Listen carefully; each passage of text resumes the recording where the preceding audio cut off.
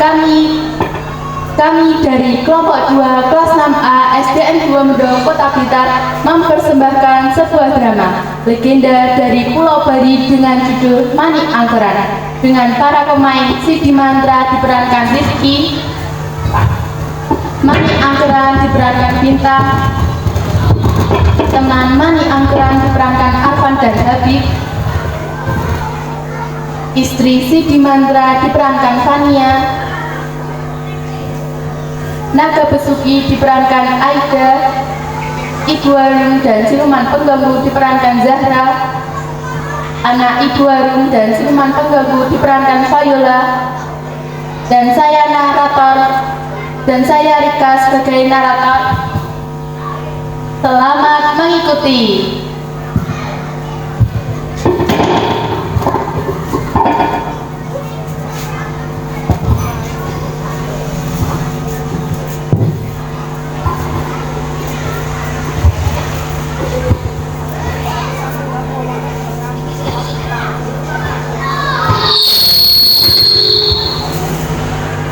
Dahulu kala di kerajaan Jawa tinggal seorang brahmana terkenal bernama Sidi Mantra yang sangat dihormati karena kehebatannya.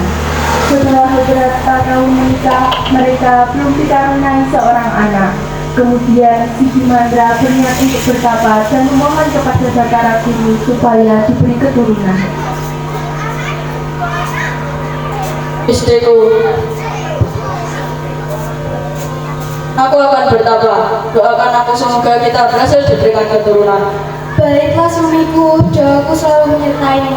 Semoga kita segera diberikan keturunan. Kemudian Sidi Mantra bertapa. Dan di tengah pertapaannya Sidi Mantra mendengar suara dari langit. Wahai Sidi Mantra, kau begitu tekun bersemedi, maka aku berikan harta yang melimpah sebagai hadiah. Dan karena kau juga tidak bisa memiliki keturunan, maka ku anugerahi seorang anak. Terimalah mani merah ini. Kemudian dari mani itu terpancar cahaya dan berubah menjadi seorang bayi laki-laki. Maka Sidi Mantra menamakan bayi laki-laki itu Mani Angkeran. Seiring berjalannya waktu, Mani Angkeran tumbuh dewasa menjadi pemuda gagah. Namun dia mempunyai sifat berbeda dengan ayahnya. Dia gemar sekali berjudi sabung ayam. Sehari-hari hanya berjudi. Di mana ada sabung ayam selalu ada Mani Angkeran.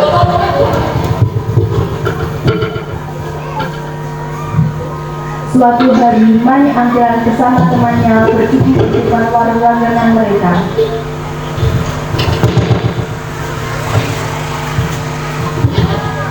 Ayo, Kalah, Ibu. Buatkan kami makanan dan minuman yang enak supaya kami lebih semangat berjudi. Baik Mani, kami akan segera membuatkan yang enak untuk kalian. Ayo anakku, bantu ibu untuk menyiapkannya. ayo, Mani kembali Ayo. tak pernah berpihak padanya. Setiap berjudi, dia selalu kalah dan meninggalkan hutang yang banyak. Mani, hutangmu masih banyak padaku. Ayo cepat bayar atau habisi kamu. Ada apa ini? Tenang, aku pasti melunasi hutangku. Aku pulang dulu, harta yang masih banyak di rumah. Kemudian Mani Angkeran pulang dan mengambil harta ayahnya secara diam-diam. Hal itu dia lakukan berkali-kali dan tidak terasa sampai harta itu habis. Suatu hari, Sidi Mantra bermaksud mengambil sejumlah harta di tempat penyimpanan tersebut. Hah? Di mana semua hartaku? Kenapa bisa kosong segini? Maafkan aku ayah, aku menghabisnya untuk berjudi. Kamu ini ya sudah diperingatkan berkali-kali jangan bersuci. Tapi ayah, saat ini aku membutuhkan uang itu untuk membayar hutang-hutangku. Hartaku sudah kau habiskan. Tolong aku ayah, kalau aku tidak bayarnya aku akan dihabisi. Sidi Mantra, kita harus membantu anak kita. Mungkin ada cara lain untuk menyelesaikan masalah ini. Baiklah, aku akan bertapa minta petunjuk untuk membantumu. Demi sang anak, Siti Mandra begitu bertapa untuk memohon petunjuk dari para dewa. Dan di tengah pertapaannya, dia digoda oleh dua siluman untuk membiarkan konsentrasinya dalam bertapa. Namun dengan kesaktian yang dimiliki Siti Mandra, dia mampu mengalahkan dua siluman itu dan siluman itu pergi. Siti Mandra mendapat petunjuk dari para dewa. Siti Mandra, pergilah ke gunung aku. Di sana kau akan menemukan harta yang sudah tenaga bersuci. Gunakan genta ini untuk mengambilnya.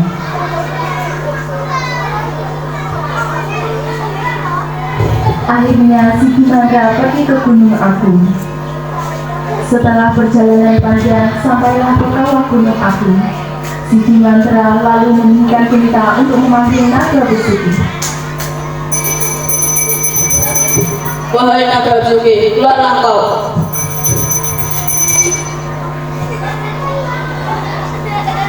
Apa yang kamu inginkan, wahai manusia?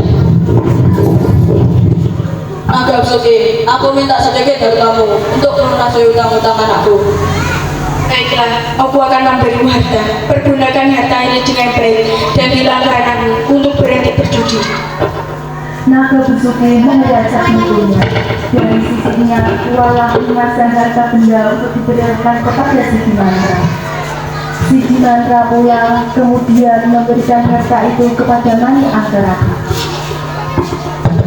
Namun Mani Anggara justru memakai harta dan kepingan emas itu untuk berjudi lagi, dan harta itu kembali habis. Ayo. Ya, menang. Mani Anggara pula dengan hutang yang banyak. Dia kembali memohon kepada ayahnya Siti Mandra untuk meminta harta dan emas untuk membayar hutang. Tolong aku ayah. Mani, kau sudah melanggar janjimu, sekarang tak sedih membantumu lagi. Namun kali ini Siti Mandra benar-benar kecewa dan tidak mau membantu Mani Anggara. Mani Anggara termenung di pohon. Kemudian dia ambil temannya yang lebih tahu jika dia pernah melihat ayahnya pergi ke gunung api untuk meminta harta. Mari, aku tahu dari mana ayah mendapatkan harta. Oh, dari mana? Pergilah kau ke gunung agung, di sana kau akan menemukan aku bersuci. Bawalah serta ayahmu untuk mengambilnya. Aku pernah melihat ayahmu melakukan seperti itu. Kemudian sambil mengendap-endap, Mani Anggara bermaksud mencuri genta milik ayahnya dan mendatangi naga bersuci di gunung api. Setelah berhasil mendapatkan genta itu, pergilah Mani Anggara ke gunung api menemui naga bersuci. Wahai naga bersuci, keluarlah. Siapa kau, wahai manusia? Dari mana kau mendapatkan genta itu sehingga bisa memanggilku? Aku Mani Anggara, putra Semandra. Aku disuruh ayahku untuk meminta senjatamu, wahai naga bersuci. Baiklah, ambil harta ini dan jangan pernah kesini lagi. Saat naga memberikan harta, Mani Anggara terpana melihat permata yang menyebar di ekor naga bersuci. Muncullah sifat kepanakannya. Pada saat naga masuk ke dalam gua, Mani Anggara memotong ekor naga itu dan membalari permata yang menyebar di ekor naga.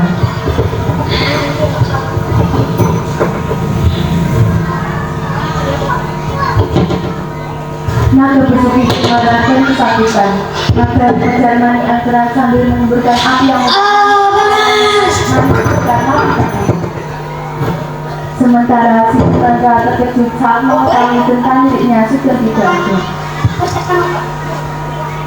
Hah? Di mana gentamu? Dia pun segera menuju ke gunung agung untuk mencari Mani Anggara. Setiba di gunung agung, Siti Mandra menemukan yang sudah mati terbakar dan mohon kepada naga bersuci untuk menghidupkan kembali anaknya. Naga bersuci, aku mohon maaf, tolong hidupkanlah kembali anakku.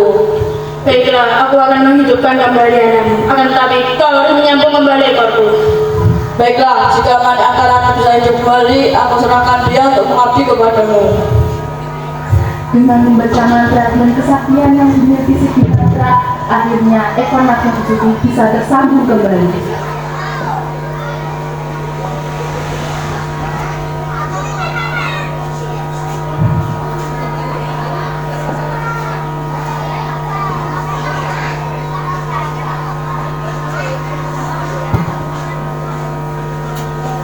Aga Bisuki menepati janjinya.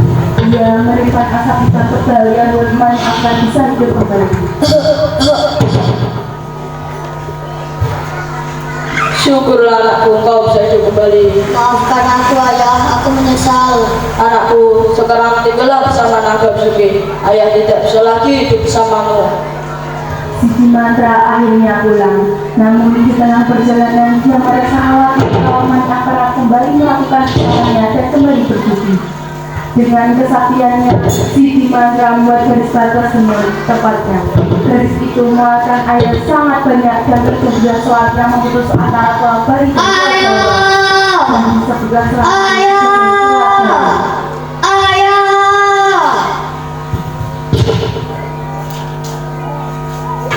Teman-teman, dari cerita tadi kita bisa mengambil sebuah pesan moral. Sebagai orang tua, janganlah terlalu memanjakan anak dan menuruti semua keinginannya. Dan sebagai anak, kita tidak boleh serakah dan tamak terhadap harta. Jauhi berjudi, harus patuh dan taat kepada orang tua. Saat kita berjanji, harus menepati. Ayo menjadi anak yang baik dan taat kepada orang tua.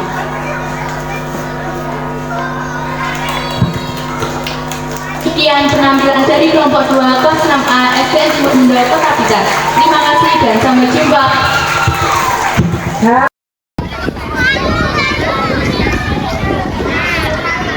Assalamualaikum warahmatullahi wabarakatuh.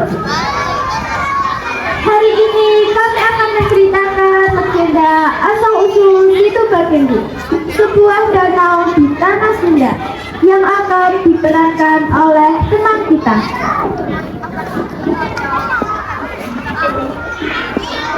Nyai Endit. Ini dia Nyai Endit, wanita sombong dan terkaya di desa ini. Pak Wira. Dia Pak Wira, pengawal Nyai Endit. Tapi terkadang Pak Wira merasa ika pada rakyat desa. Pak Raka. Dia Pak Raka, seorang petani kecil di desa ini. Hidup Pak Raka susah karena Nyai Endit. Punarti. Dia Punarti. Dia sering kelaparan karena Nyai Endit menjual beras dengan harga yang sangat tinggi. Kakek misterius. Dan ini adalah seorang pengelana tua. Dia datang ke desa ini untuk menguji hati manusia, rakyat desa. Dan mereka adalah rakyat di desa ini. Mereka hidup kekurangan karena keserakahan Nyai Endit.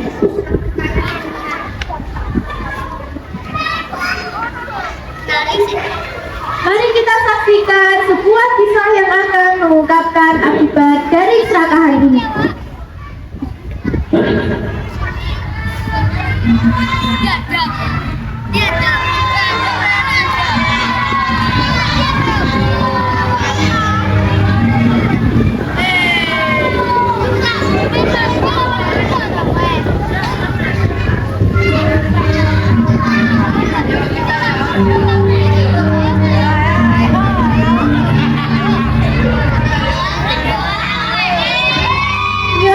Bakendi tak bersana saudara, sebatang kara menikmati gemerlap harta yang melimpah. Tak heran jika hartamu tak berkurang, sebab kau enggan membagi dengan mereka yang membutuhkan. Kau terlalu khawatir atas harta yang sebatas titipan. Kau begitu tamak, begitu sombong, serakah dan kejam. Setetes air yang enggan kau bagi telah bergantikan bendungan kekecewaan.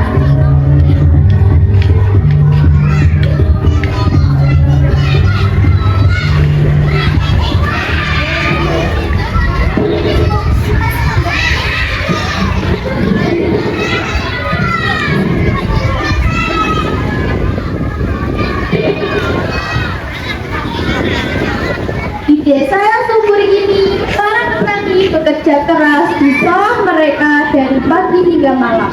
Tapi sayang, hasil jerih payah mereka selalu jatuh ke tangan Nyai Endit. Kemiskinan dan kesulitan menjadi bagian hidup sehari-hari mereka. Berbagi dan dapat kita yang ini. Apabila kalau semua harus dicapai dan dengan harga yang murah, Mereka hidup semakin berat kalau harus naik.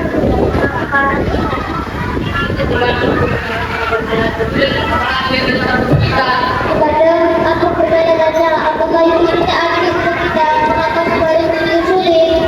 Kita tidak bisa seperti ini, kita harus berbicara dengan yang kita pilih. Mungkin kalau tidak mau mendengarkan.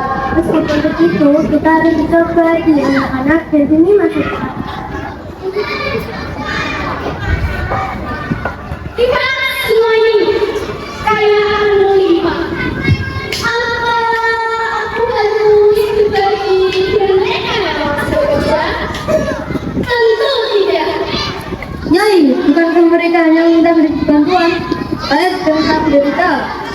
Mereka harus bekerja dalam keras lagi ya. Yaitu jaluannya. Tolong kami habis. Kami hanya ingin membeli dengan harga yang sedikit lebih murah. Berani sekali kamu harga murah darimu. Mau membawa aku pergi sana. Nyai, setidaknya pikirkan anak-anak ini. Mereka kelaparan, kak.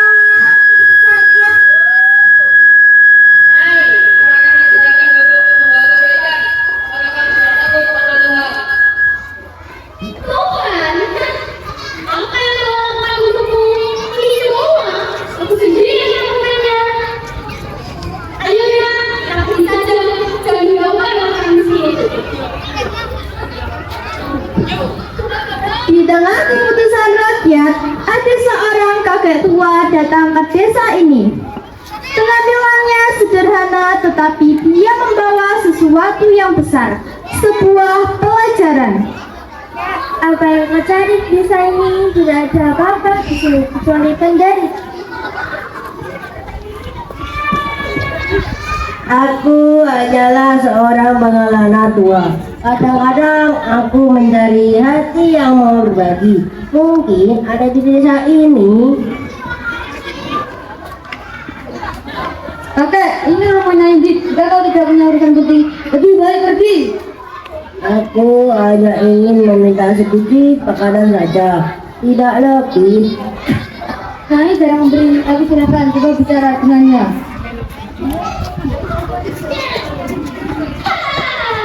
Aku tidak pernah mampu untuk meminta segini. Kau telah diberi kekayaan yang melimpah. Berbagi sedikit tidak akan membuatmu miskin. Aku menjawab semuanya. Tidak ada yang melakukan dengan mudah. Kenapa aku harus berbagi padamu? Jika itu keputusanmu, maka kau harus terima akibatnya. Keserakahanmu akan membawa kehancurannya. Dan inilah akibat dari serakahan. Air memancar dari tempat tongkat kakek tertancap. Desa ini mulai tenggelam dan Nyai Endit berusaha menyelamatkan hartanya.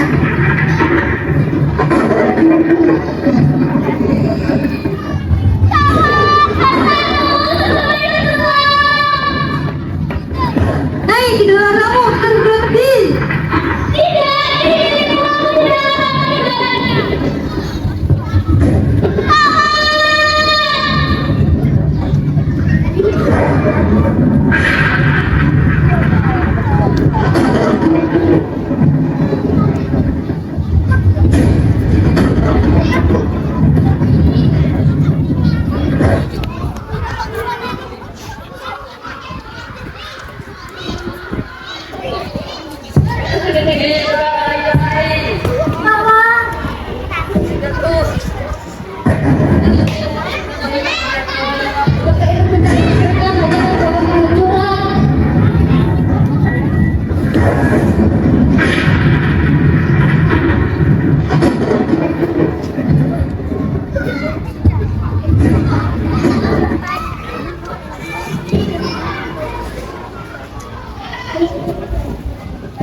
ini akan selalu mengantar kita waktu di jalan lama. Kakahan tidak membawa hanya bahagia. Ya, kita harus mulai hidup baru dengan saling bertemu. Ini adalah awal dari kehidupan yang lebih baik. Aku belajar banyak dari peristiwa ini. Mulai sekarang, aku tidak akan menjadi pengawal masyarakat. Aku akan membantu kalian. Begitulah hadirin sekalian, desa itu kini menjadi sebuah danau yang kita kenal sebagai Situ Bagendit. Kisah ini menjadi pengingat bahwa keserakahan hanya membawa kehancuran. Mari kita belajar untuk selalu berbagi dan peduli pada sesama.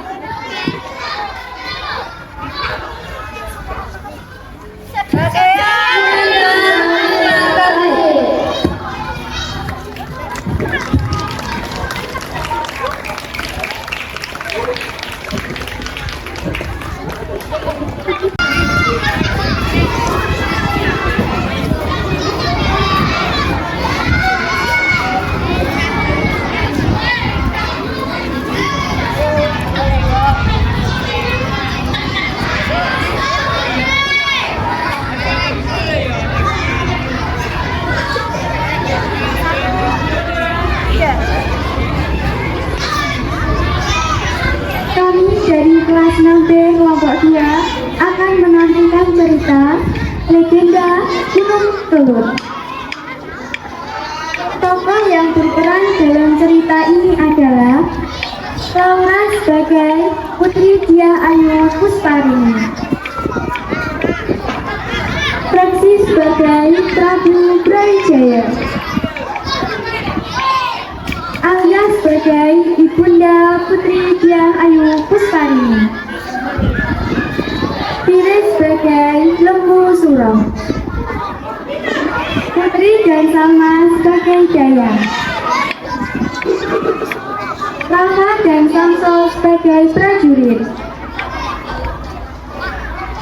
Rizky sebagai peserta sayembara, dan saya Risma sebagai narator. Cerita pun dimulai, selamat menyaksikan.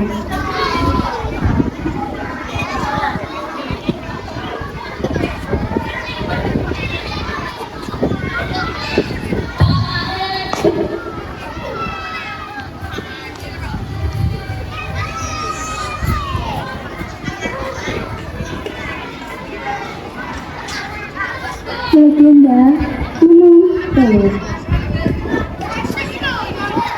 Alkisah dahulu kala, ada seorang raja yang bernama Prabu Brawijaya yang berkuasa di kerajaan Majapahit.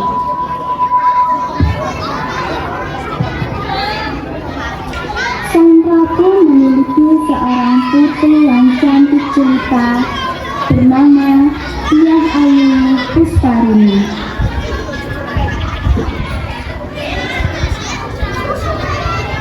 Kecantikan putri sangat terkenal seantero negeri.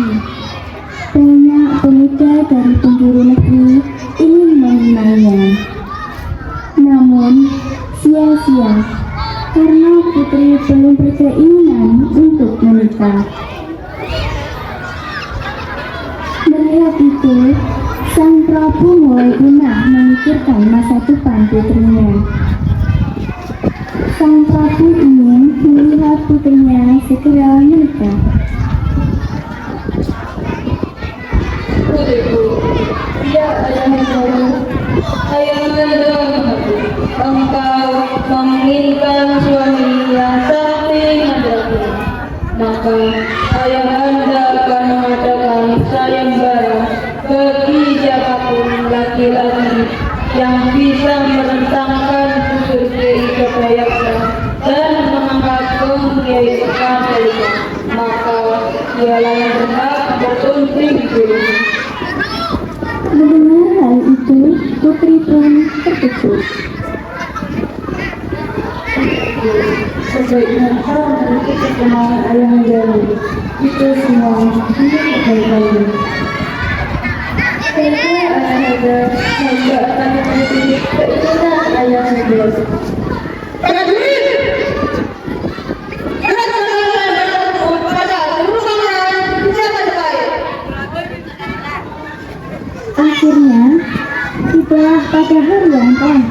Utara.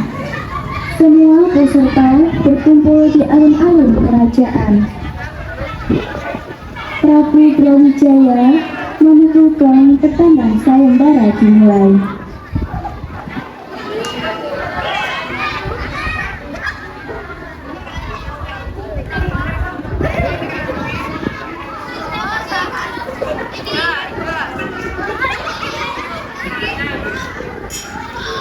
Secara bergantian, peserta mengangkat dan merentangkan busur.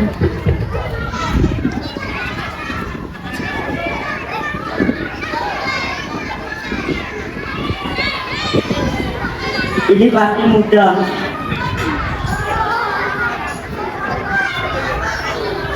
Ternyata ini berat sekali.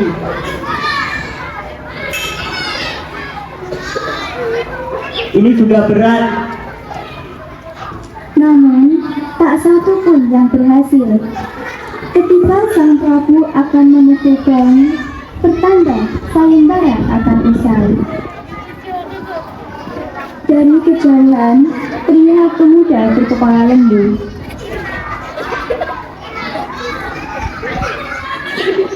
Ampun, Gusti Prabu, apakah hamba diperkenakan mengikuti sayembara ini? Saya biasa dipanggil dengan bersurau, Gusti Prabu.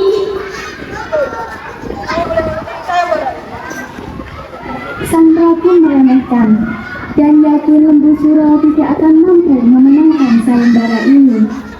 Dengan ilmu kanuragan, lembu suro berhasil merentangkan busur dan mengangkat gong tersebut.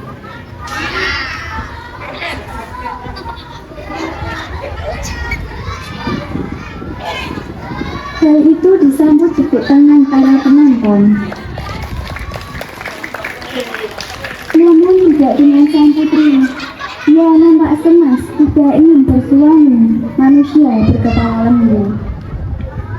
Sambil menangis, sang putri meninggalkan area sayembara. Walaupun begitu, sang Prabu tetap menikahkan lembu suro dengan sang putri sesuai janjinya.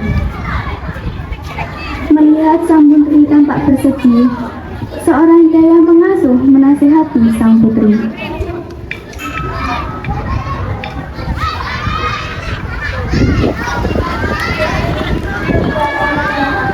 Bagaimana jika kita membuat satu permintaan kepada manusia? Apa itu dia? Dan musuh berhasil kita kemudian berkembang. Tetapi harus selesai dalam sama. Sang putri pun memikirkan usulan tersebut. Setelah beberapa lama, sang putri memanggil lembu suro dan menyampaikan persyaratan itu. Baiklah, Lembu Suro, aku akan berpaku dengan satu syarat. Kau harus membuat sumur di puncak bukit, tetapi ini harus selesai dalam satu malam. Baiklah, Putri, aku akan memenuhi panggilanmu. Maka, berangkatlah lembu suro ke puncak Gunung Kelut untuk menggali sumur. Malam semakin larut, lembu suro menggali sumur semakin dalam. Hal ini membuat putri panik.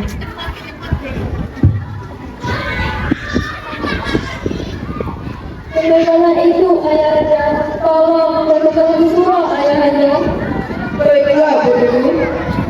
Prajurit, lihat teman-temanmu dengan kamera. Mereka segera melaksanakan perintah. Prajurit tidak menghiraukan teriakan lembu suro dan terus menutup sehingga lembu suro mengucapkan sumpah seratannya kepada Prabu Brawijaya dan Raja Kediri. Balasan itu akan bisa. Kiri dari kaki, hitam dari dalam, termasuk dari gedung. Karena ancaman tersebut, Prabu Brawijaya dan seluruh Raja Kediri berusaha menangkal sumpah dengan membuat tanggul yang kokoh dan menyerupai gunung. Sekarang disebut Gunung Pegat dan mengadakan balak lari sesaji di kawah Gunung Kelut. Cerita pun selesai. Pesan moral dari cerita ini adalah kita harus selalu menghargai setiap orang, tidak peduli seperti apa rupa mereka. Jika kita telah memiliki rezeki, sudah sepatutnya untuk diperhati. Demikian cerita dari kami. Kelas 6D, terima kasih telah menyaksikan.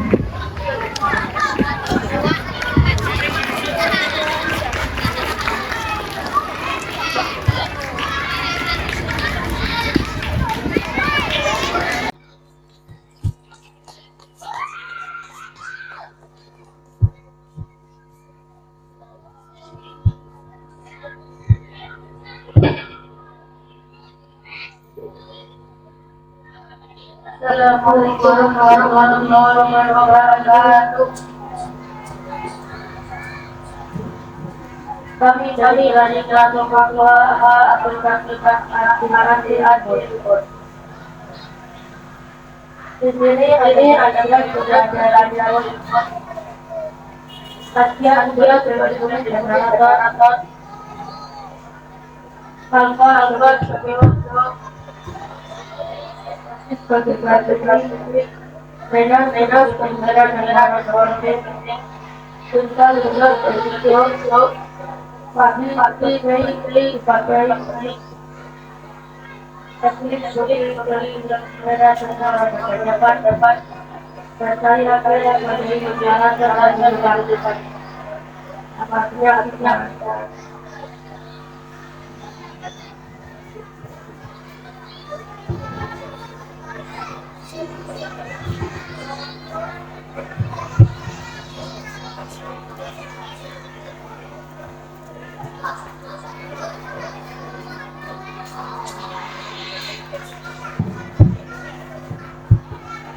Ande lumut. Alkisah di sebuah negara yang dimari Pahlawi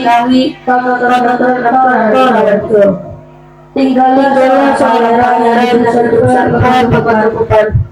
Dia adalah putra mahkota yang akan mendapatkan hidupnya. Akan tetapi bagi pangeran tersebut tidak kuat hidupnya percaya beberapa kehidupan. Dia ingin berada seriusan tentang mencari jati diri dalam pengalaman hidup.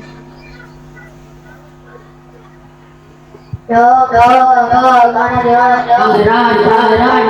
di mana pangeran? Aku ini hati-hati dong. Maaf pangeran, saya tidak tahu kamu di belakang saya. Aku ini sedikit Ada apa pangeran? ada gimana ya? Iya pangeran, sebut sekali. Kalau boleh tahu ini di mana ya? Mungkin saja pangeran tahu. Tidak tahu pangeran. Situ. Bala-bala, siapa kamu? Marah rumah ini Ini desa apa nak? Ada apa kamu di sini? saya mengarah kabar tapi ada Ya sudah, kamu ikut saya saja bagaimana? mana jalan Saya terserah kamu saja. saya mau Sekarang kamu jadi ada di lumut dan kamu ikut saya. pegang aku Di depan kira-kira cerah membuat rakyat berkumpul dengan para putrinya. Putri orang sangat cantik. Dia adalah dalam darah tinggi dan salah satu orang yang bernama Putri. Orang yang sangat percaya kepada anak-anak, tapi dia lebih Putri. Seperti anak ini yang saya katakan kasih sayangnya.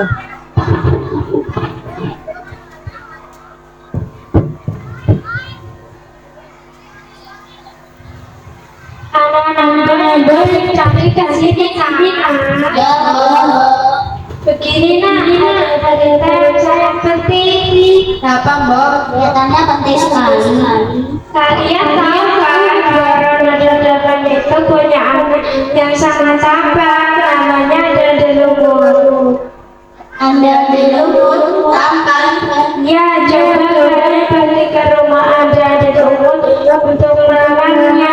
Siapa tahu Anda Doraemon pilih salah satu dari kalian untuk dijadikan istri. Mbak. Ya sudah sini. cat pribadi ini.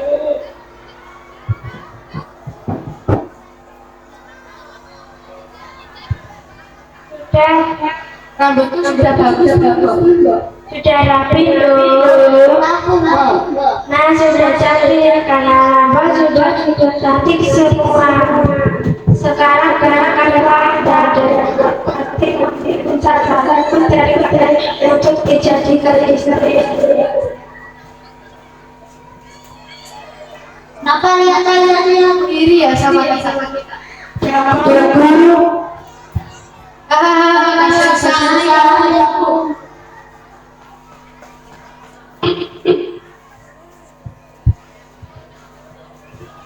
Wow, saya ingin bicara.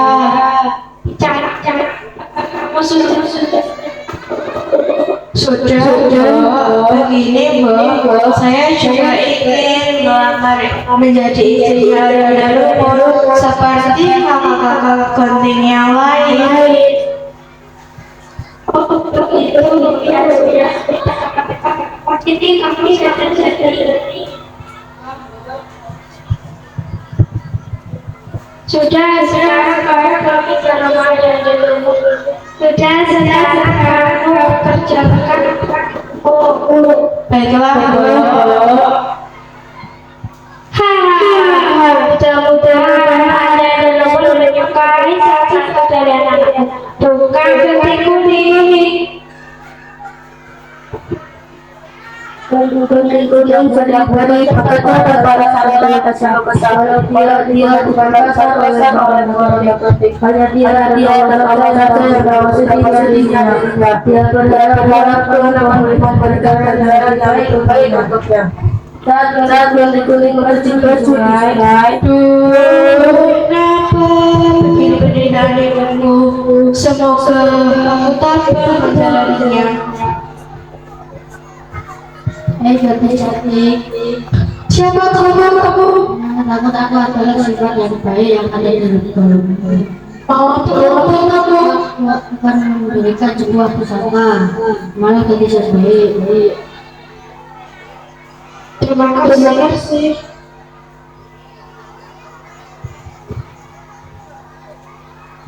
Di sebuah sungai deras, disitulah hidup dia yang menguasai sungai itu. Dialah si hidup kamu yang licik.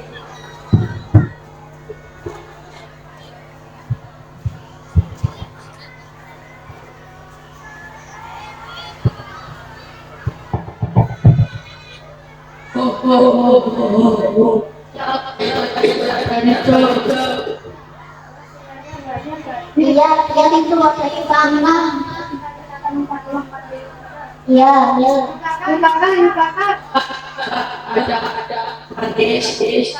Tolong sebelahkan lewat ini. Wah, itu berat sekali Nabi. Saya cara itu minta ditinggalkan. Alanya apa? Wah, kamu itu masalah kita. Ya, ibu kamu minta duitan. Tidak mau uang. Ibaratnya dalam menggandeng dan mencium tangan kalian. Apa kemana kalian? Mana ibaratnya?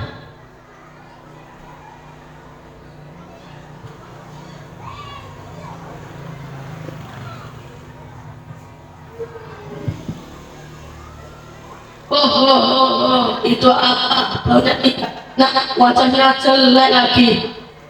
Wah, kok sungainya banjir ya? Gimana aku bisa menyeberang?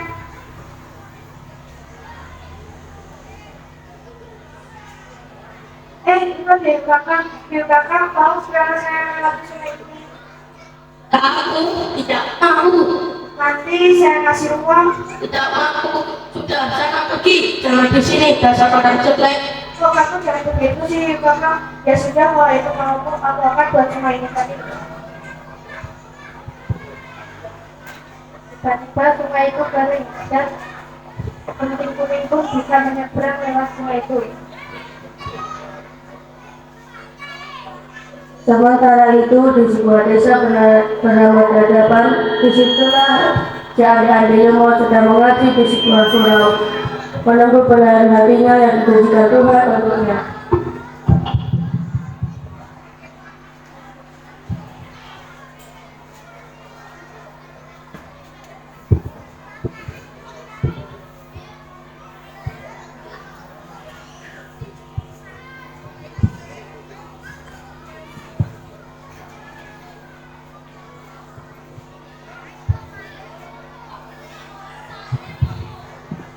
Assalamualaikum. Kami ini anak dari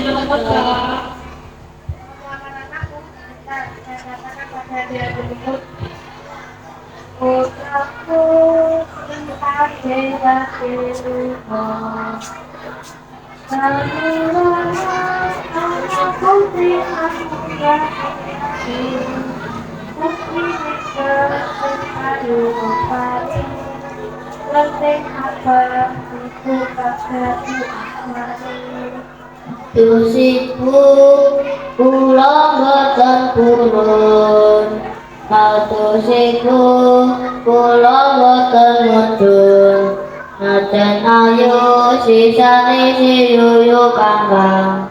Tidak mau anak-anak. Kenapa tidak mau? Coba saya mbak.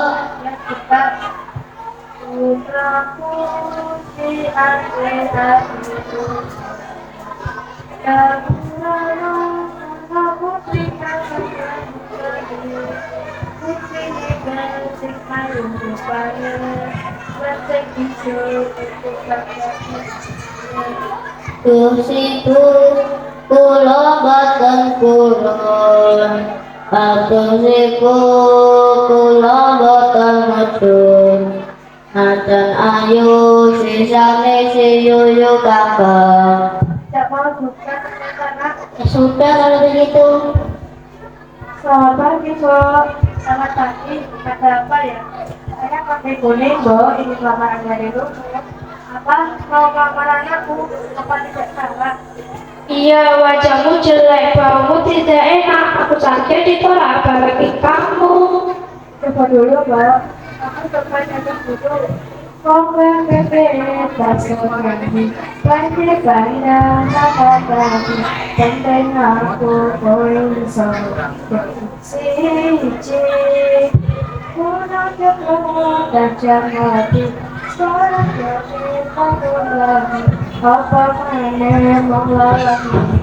Tubuhku ini pasti kalah ini. Ustaz, saya katakan pada diri luput.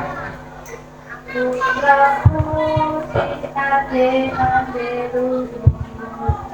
Kamu putri kandungan dari putri nebukan putri dari putri nebukan dari asmani. Ibu kula inggih turun, dalam putra inggih badhe mudhun, najan Allah menika kang putra suwun. Apa tidak salah dari luput? Tidak ibu, ini adalah pilihan saya. Ternyata seleramu rendahnya dan dilemut. Mbak, saya ingin bicara. Sebenarnya saya adalah pangeran. Apa pangeran? Apa pangeran? Bu, saya juga ingin bicara. Apa, Bu? Saya sebenarnya Dewi Sataji. Apa Dewi Sataji? Apa Dewi Sataji? Akhirnya Dewi menjadi istri adik-adik Luput. Wajahnya yang jelek dan bau kini berubah menjadi Dewi yang cantik. Sebetulnya ada dalam ini Sataji. Dan adik-adik Luput kini menjadi raja, mewarisi kerajaan ayahnya. Adik-adik Luput dan kambing kuning hidup bahagia selamanya. Sekian penampilan dari kami, saksikan kelompok 2. Dan tepuk tangan.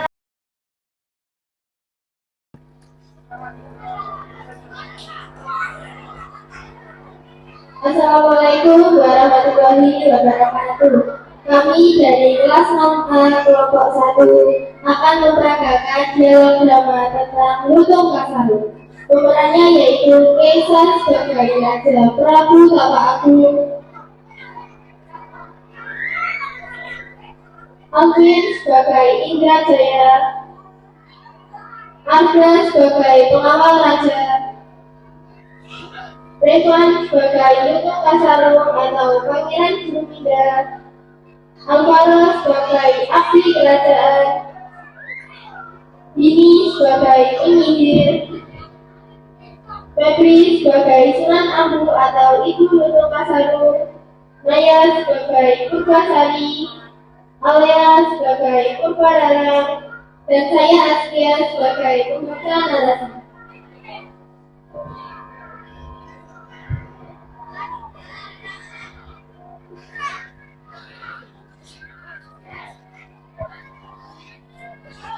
Alkisah di Jawa Barat, hiduplah seorang raja yang bijaksana dan arif. Raja yang bernama Prabu Tapakur. Raja yang sudah tua menyerahkan tahtanya pada putri bungsunya yaitu Purbasari. Sejatinya penyerahan tahta diserahkan pada putri sulungnya. Oleh karena itu Purbarara dan Indrajaya merencanakan sesuatu. Kira-kira di antara mereka siapa yang pantas menjadi penerusku?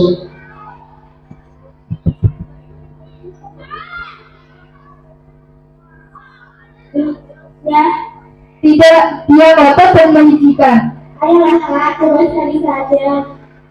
Aku sudah mantap dengan pilihanku. Lalu berkumpullah Prabu Tapaku, Indrajaya, Purbarara, dan Purbasari.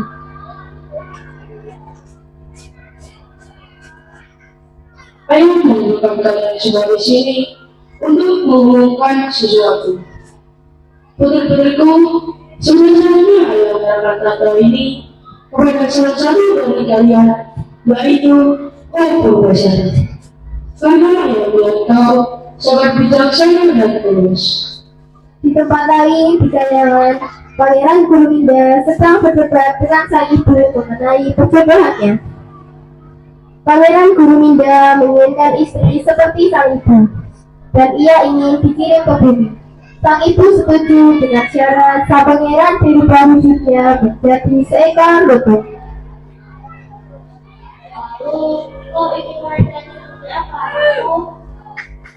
Aku menginginkan wanita seperti ibu yang tulus dan sejati. Bagaimana caranya makku? Aku tidak ingin mencari di kayanganku. Aku ingin dikirimkan ke bumi. Baiklah, aku akan memenuhi permintaanmu dengan syarat kau turun ke bumi menjadi putri dan seekor lutung. Kembali ke penyerahan tahta, Purbarara menolak keputusan sang ayah.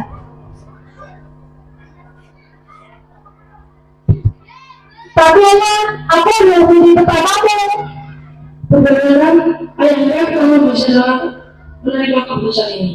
Mengapa yang memilih Purbasari, bukan aku?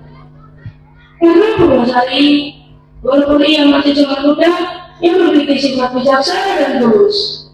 Terima kasih ayah memberikan kepercayaan padaku. Di lain tempat,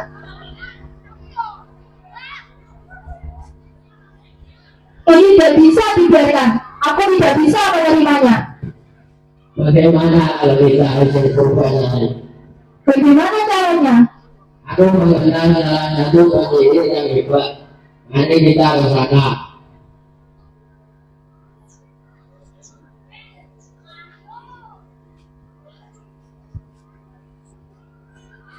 Baiklah, tunggu sebentar.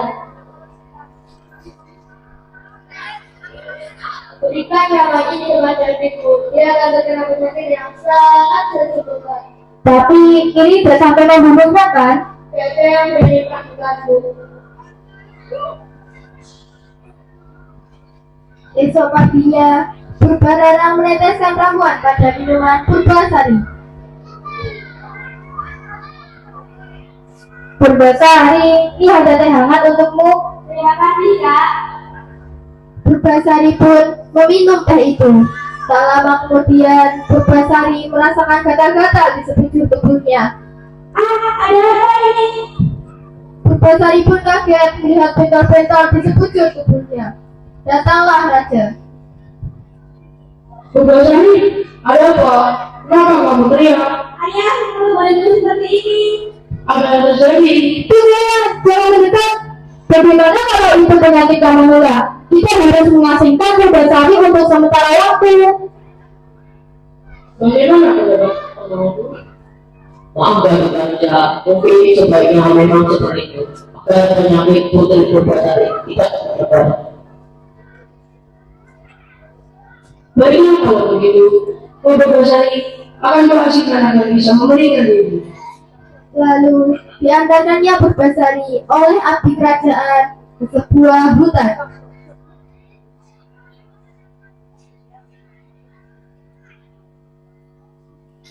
Kita sudah sampai kelas putri. Saya memiliki kode untuk kelas putri tunggal dan saya akan mencari yang duduk kelas putri. Terima kasih atas kebaikanmu, Paman. Di hutan tersebut, Purbasari memiliki teman berbagai ekor hewan liar, termasuk lutung kasarung. Lutung kasarung setiap hari membawakan buah untuk Purbasari.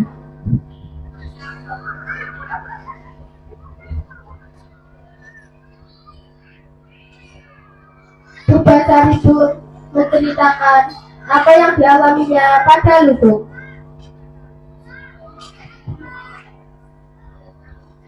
Karena merasa kasihan, lutung kasarung meminta sang ibu untuk dibuatkan telaga untuk menyembuhkan Purbasari, dan ibunya menyetujui permintaan tersebut.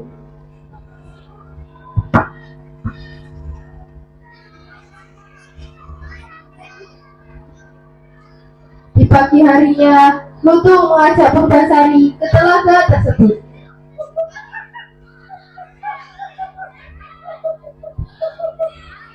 Ada apa? Kau ingin menghadapi di mana? Lutung meminta Purbasari untuk masuk di telaga, dan seketika itu pula penyakit kulit Purbasari hilang.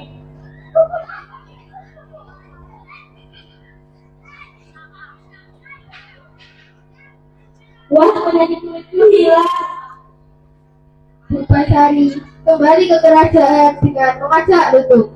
Ayo, Lutung.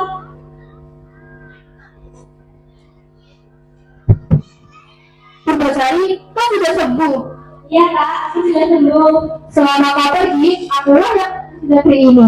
Dan kau ingin mengambilnya begitu saja. Kalau kau ingin mengambilnya kembali, katakan aku dulu. Rambut adalah kebanggaan dari semua ratu. Rambut siapa yang paling panjang, dia yang pantas menjadi ratu.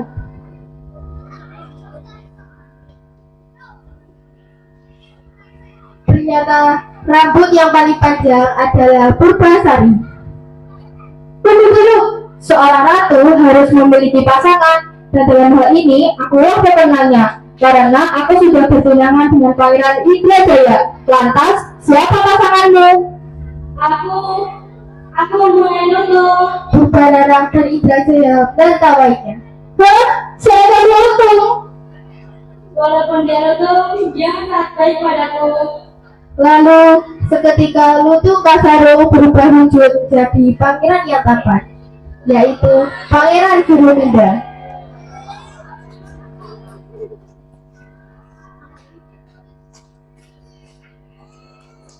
Hai Purbasari, aku sebenarnya adalah Sanghyang Durmida yang dikirimkan ke bumi karena sebuah kesalahan, dan aku dikutuk menjadi seekor lutung.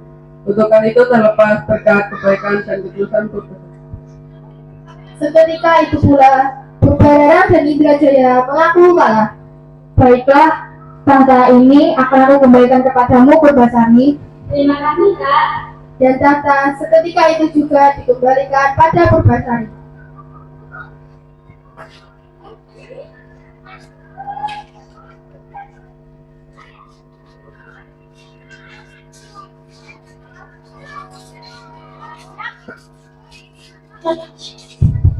Kesadaran dari cerita ini adalah ternyata jahat akan selalu kalah dengan kebaikan. Dan pada seseorang tidak bisa menunjukkan atau menutupi keburukan dalam hatinya. Kami dari kelas 6A kelompok 1 mengucapkan terima kasih. Ya, tepuk tangan yang meriah. Assalamualaikum warahmatullahi wabarakatuh. Waalaikumsalam warahmatullahi wabarakatuh.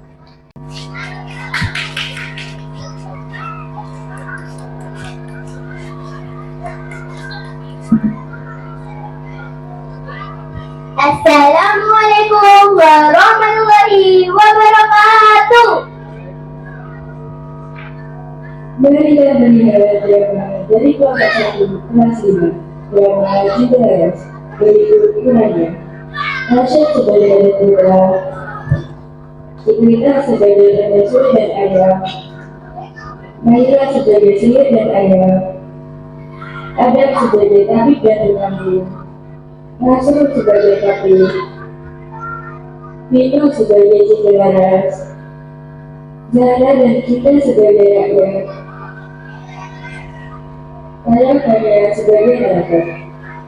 Silakan menonton.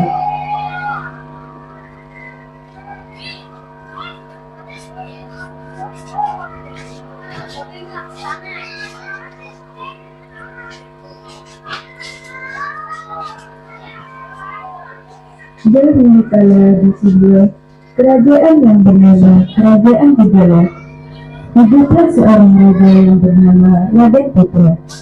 Ia didampingi seorang permaisuri yang baik hati dan seorang sihir yang cantik derita. Tetapi si Raja Raden Putra memiliki sifat iri dan dengki terhadap sang permaisuri. Ia merencanakan sesuatu yang buruk kepada permaisuri. Permaisuri, hari ini kau kelihatan sangat cantik sekali. Baiklah saja. Mungkin ini bahasanya seorang saya ganggu. Bagaimana keadaan bayi kita sehat kah? Alhamdulillah ya, sesuatu banget Baginda. Walaupun kadang-kadang aku merasa pulau, tapi aku dan bayi kita baik-baik saja. Syukurlah, jaga kandunganmu baik-baik saja ya. Insya Allah ada. Seharusnya aku yang menjadi permaisuri. Sudah tahu aku ini cantik, lebih smart. Aku harus mempunyai rencana untuk bikinkan permaisuri dari kerajaan ini. Tidak lama, ia kemudian menghadap istana.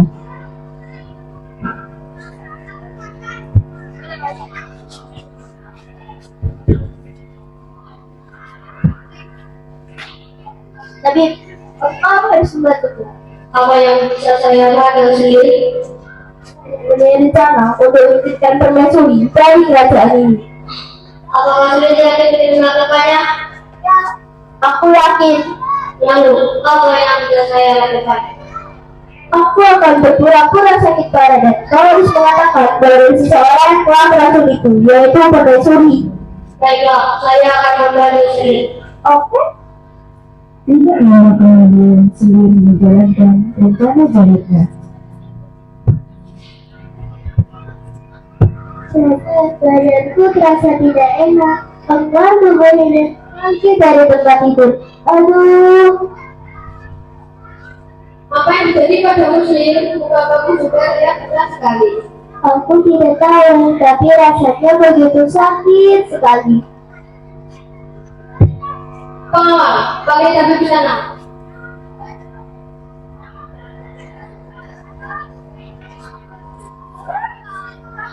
Tidak lama, tabib istana datang dan memeriksa keadaan sihir.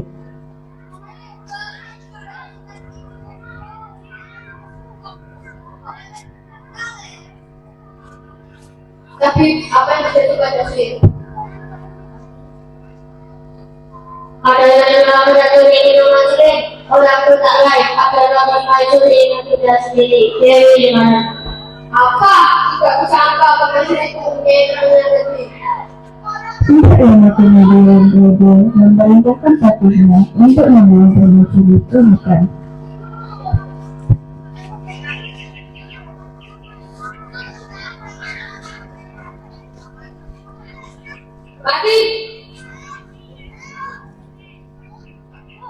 Pati, mau permaisuri dari ini ke hutan. Baik, Baginda. Jangan Baginda, hamba tidak tahu apa-apa. Hamba tidak pernah berusaha untuk mencari sendiri. Dasar permaisuri tidak lebih. Hanya kau berkataanku. Tolong percaya pada hamba Baginda. Ini semua fitnah. Cukup. Dasar penipu. Kau menggunakan ilmu mata palsu untuk melukai hatiku. Aku tak akan lagi tertipu dengan budakku itu. Pergi dari sini dan jangan pernah kembali lagi. Sang Pati segera membawa permaisuri yang sedang mengandung itu ke hutan belantara. Tapi Pati yang bijak itu tidak mau membunuhnya. Rupanya sang Pati sudah mengetahui niat jahat seluruh Baginda. Pemain judi tidak perlu khawatir, Anda akan melahirkan masa berbiasa bahwa transisi sudah bertemu. Sama-sama yang mulia Koji. Siapa yang melihat kita berbiasa? Saya punya sebuah buku kelas ini. Sebuah buku bisa tinggal di sana untuk sementara. Baik sekali hari itu kami, semoga yang Maha Kuasa membalas semua kebaikanmu. Tapi kemudian kembali ke istana dan mengenai raja.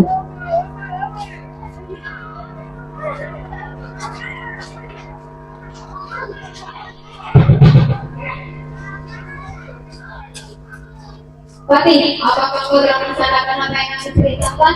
Baik, Baginda Raja, saya telah menjalankan apa yang Anda tugaskan. Bagus, baik. Setelah beberapa bulan berada di hutan, lahirnya anak Cendrawasih. Bayi itu diberi nama Cendrawasih. Cendrawasih tumbuh menjadi seorang anak yang cerdas dan tampan.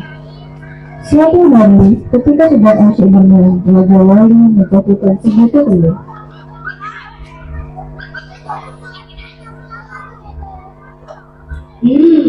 Raja Wali itu baik sekali. Dia sengaja memberikan telur itu kepadaku. Aku harus segera pulang dan memberi kali itu. Ibu pasti senang. Setelah kita menjauh, telur itu menetas kembali menjadi seekor ayam jantan yang bagus dan kuat. Tapi ada suatu keanehan. Ini toko ayam jantan itu sungguh menakutkan. Tuanku tidak sempatnya di tengah rimba asapnya dan gelap ayamnya yang buka. Apa?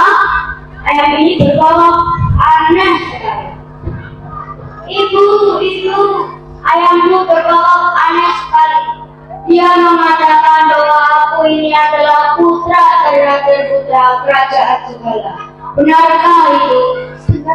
Kau adalah putra dari Raja Putra Kerajaan Cigala. Kalau begitu, izinkanlah aku pergi ke istana untuk menemuinya. Baiklah anakku, ibu izinkan saja jalan.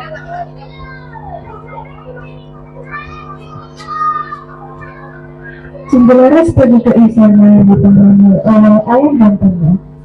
Ketika dalam perjalanan ada beberapa orang yang sedang menambang ayam. Cendrawasih kemudian dipanggil oleh para penambang ayam. Ayahku, hari ini kau sudah memberi nutrisi lengkap, pelajaran jika sempurna. Kamu jangan malu-maluin aku ya, aku harus pernah melawan ayam lainnya. Kukuruyuk. Oke tuanku, siap laksanakan perintah. Kukuruyuk. Tiba-tiba datanglah Cendrawasih dengan ayamnya. Ayo kalau berani, ajulah ayammu di mana ayammu. Baiklah.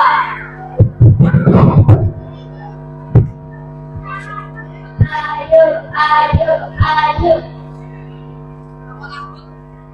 Bagaimana kalau kita taruhan? Ayo, jangan takut. Aku dan sudah pasti yang ada ayam ini bisa dan tidak takut. Oke, aku pilih lawannya. Dan remehkan yang kecil bisa tenang saja. Kecil-kecil tak berawit. Maksud saya tak berawit. Ketika diadu ternyata ayam jantan Cendrawasih bertarung dengan perkasa dan dalam waktu singkat. Ia dapat mengalahkan lawannya. Mereka tentang kehebatan ayam Cendrawasih sekedar dengan tepat. Raja Putra pun mendengar berita itu. Kemudian Raja Putra menyuruh lawannya untuk mengubah Cendrawasih.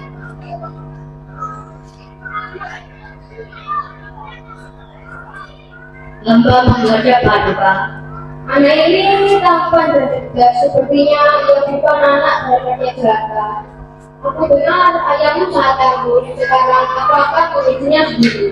Baiklah kalau Baginda memberiku seperti itu. Tapi saya mengajukan satu syarat. Jika ayamku kalah, maka aku bersedia kepalamu dibantu. Tetapi jika ayamku menang, maka setengah kekayaan Baginda menjadi milikku. Dua ekor ayam itu bersarang di kotor berani.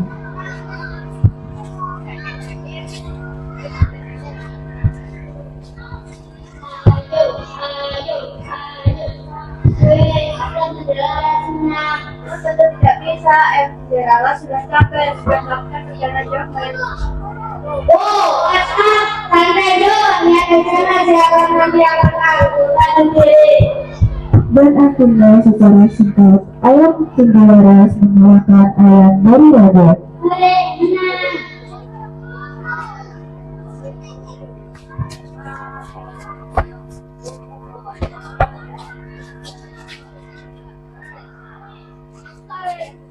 Baiklah, aku mengaku kalah. Namakan Irfani dan Ibu kami. Siapa pasukan yang kuandida? Ayo ayamku, bertolaklah. Kukuruyuk, tuanku Cendelaras rupanya di tengah rimba ataunya dan kelapa ayamnya dari putra.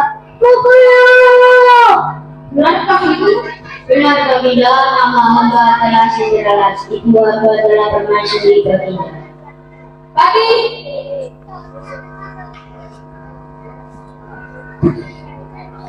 Apa yang dikatakan anak ini benar atau tidak? Aku telah melakukan kesalahan. Aku akan ikut sendiri di dosa. Anakku, maafkan semua kesalahan ayah ini. Ya, tidak apa-apa. Yang lalu biarlah berlalu. Akhirnya Raja dan Putra Permaisuri dan Cendelaras dapat berkumpul kembali dan hidup bahagia bersama rakyat mereka untuk selamanya. Pesan moral dari kisah Cendelaras adalah kesabaran adalah kunci untuk menghadapi cobaan, serta kebutuhan hati adalah kunci untuk menghadapi lika-liku kehidupan. Sekian dari kami. terima kasih. Nah, tepuk tangan yang meriah untuk penampilan.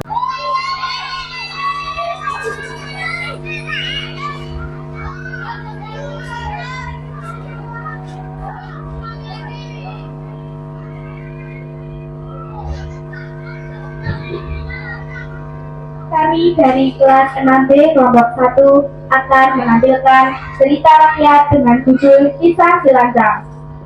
Tokoh dalam cerita ini adalah Satria sebagai Silancang, Viola sebagai Ibu Lancang, Vanessa sebagai saudagar, Riantika sebagai anak saudagar dan istri Lancang, Alvaro sebagai perampok 1, Syarif sebagai perampok 2, Wahyu sebagai pengawal 1, Bayu sebagai pengawal 2, dan saya Nanda sebagai narator. Mari kita saksikan drama Kisah Silancang.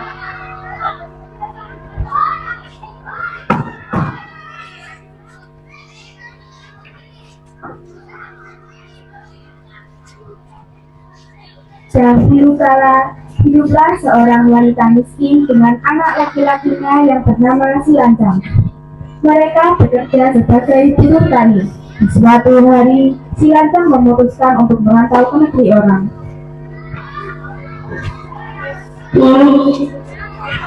Ya, enak.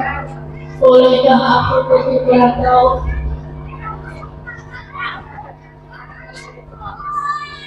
Jangan ya. Itu dengan siapa? Tapi dalam ini merupakan istri kita. Baiklah, bagaimana? Soalnya itu kita ya, ya. Keesokan harinya, Silancang langsung bersiap-siap dan ia segera berpamitan kepada ibunya.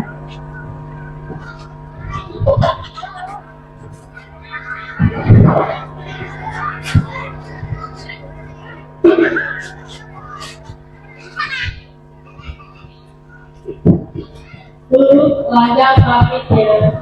Iya, Nak, hati-hati ya. Tibanya di tempat perantauan, Silancang melihat saudagar yang sedang dirampok.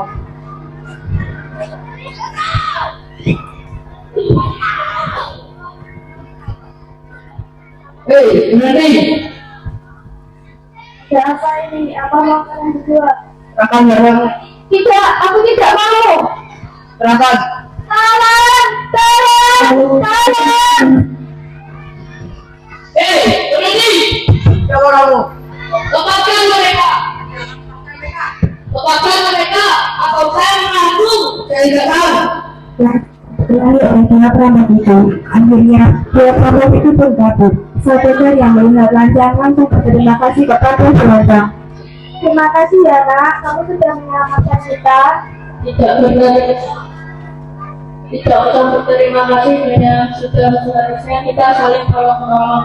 Kamu sangat baik nak. Siapa namamu? Namaku Lancang, Nyonya. Ya sudah, saya pergi dulu. Tunggu nak, kamu mau kemana? Sepertinya kamu bukan orang sini. Ya, Nyonya, saya memang bukan orang sini. Saya di situ untuk merantau. Saudagar itu pun menawari pekerjaan kepada si Lancang, dan ia mengajak Lancang ke rumahnya. Lancang, apakah kamu mau bekerja dengan saya? Ya, saya mau, Nyonya. Baiklah, mari ke rumah saya. Sesampainya di rumah saudagar, Lancang diberi segelas minuman, dan anak saudagar itu pun duduk di sebelah ibunya. Lalu saudagar memperkenalkan anaknya.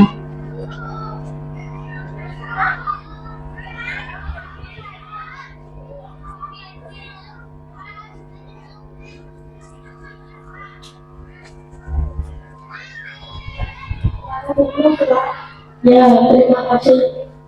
Lancang, perkenalkan, ini anak saya. Lancang, Amina. Sesudahnya memperkenalkan anaknya kepada si Lancang, saudagar menanyakan kembali kepada si Lancang. Bagaimana? Apakah kamu masih mau bekerja dengan saya? ya, Nyonya. Baiklah, selain itu kamu sudah bisa bekerja. Ya, terima kasih. Amina, tolong antarkan Lancang ke kamarnya. Baik, Bu. Mari, Bu. 2 bulan kemudian, saudagar mulai sakit-sakitan, dan ia berpikir untuk menjodohkan Lancang dengan putrinya. Lancang, Ya, Nyonya. kemarilah. Baik, Nyonya. Lancang, kamu mau menikah dengan Amina? Apa? Boleh dengan bilang. Tapi, Nyonya. Amina, apakah kamu mau menikah dengan Lancang? Baiklah, kalian akan menikah 1 bulan ke depan. Lancang, berjanjilah kau akan menikahi anakku. Dan setelah saudagar membebaskan nafas terakhir, Bu, saya tidak dengan Amina, Bu. Yang satu ya, Amina. setelah nikah bertahun-tahun, akhirnya Lancang ingin mengajak Aminah liburan ke Kampar.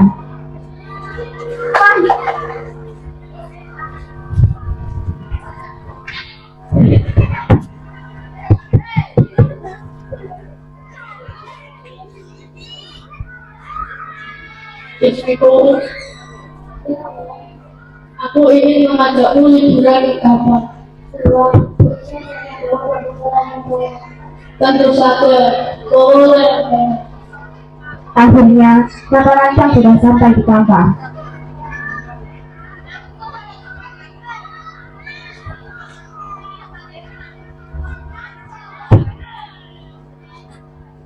Permisi tuanku, kita sudah sampai di kamar.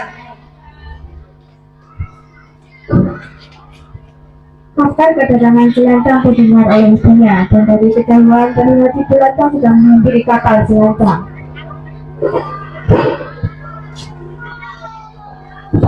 Ya Allah, sudah sekali kapal ini. Aku ingin naik, dan aku ingin berjumpa dengan anakku. Ayo kita dulu pergi dari sini. Tapi aku adalah si Lancang. Bang, saya lupa mati Lancang. Pergi lo dari sini. Lancang, nak. Hei, diam. Hei, ada apa ini baru sekali? Maaf tuanku. Begini tuanku, wanita ini mengaku-ngaku sebagai orang tuamu. Lancang, ini emak, nak. Ya, aku benar ini benar. Oh, dia bukan ibuku. Tiba-tiba ibu Lancang langsung berlutut dan berkata, Tuhanku, berilah balasan untuk anakku yang pusaka ini. Tunjukkanlah kekuasaanmu. lalu peti langsung menyambar orang-orang yang di atas kapal, dan semuanya meminta tolong.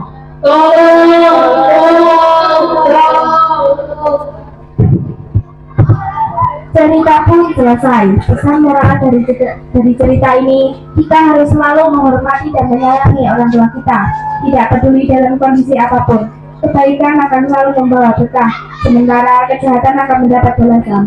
Demikian cerita dari kelas 6B kelompok 1. Terima kasih telah menyaksikan.